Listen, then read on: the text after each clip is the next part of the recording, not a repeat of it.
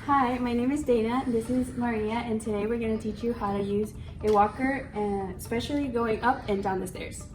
If the patient has a caregiver at home that could carry the walker, or if they have a walker downstairs and upstairs, it's recommended for them to use both handrails and then the other person to carry the walker, or just use the one upstairs. But if it's not an option, here is how we would do it. Before we get started, we have to make sure that the gait belt is on around our patient, making sure it is tight around their waist.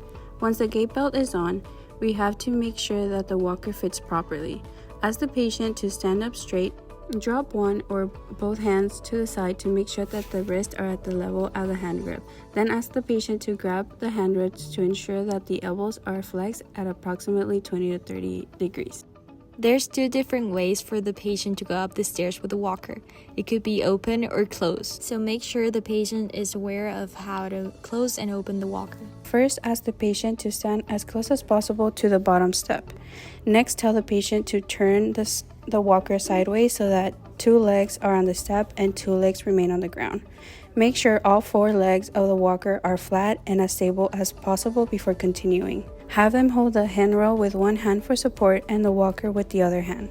The therapist should be behind the patient, 1 step below, holding onto the gait belt for safety and support. And the therapist can help bring the walker up the step. Instruct the patient to lean forward slightly for better balance. Now step up with the strong leg first, and then bring the weaker leg onto the same step. Repeat this process step by step until you reach the top.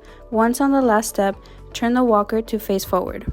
To go down the stairs, turn the walker sideways.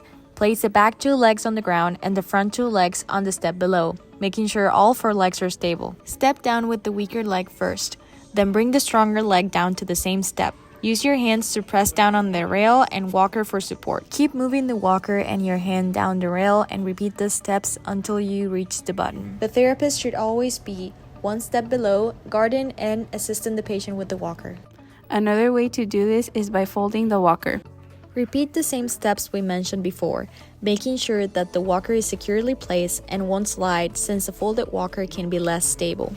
For the patient, it is easy to carry it this way, but it provides less support than an open walker. At the top, unfold the walker, turn it forward, and ensure it's stable. Going down the stairs, use the same pattern, placing the walker first, followed by the weak leg and then the strong leg. Remember, the pattern we should be using going up the stairs is strong leg, weak leg, walker. Going down the stairs is walker, weak leg, strong leg.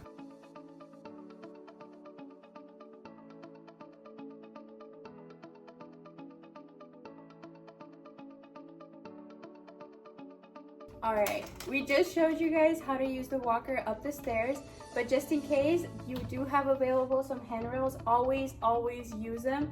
It helps you maintain stability, so please use handrails if it's available. and remember that walkers are not designed for stairs, so only use this technique we show you if there is no other safe alternative. And remember this key phrase whenever using the stairs: up with the strong, down with the weak. But if there's weakness in both legs, always use the dominant. Thank you for watching!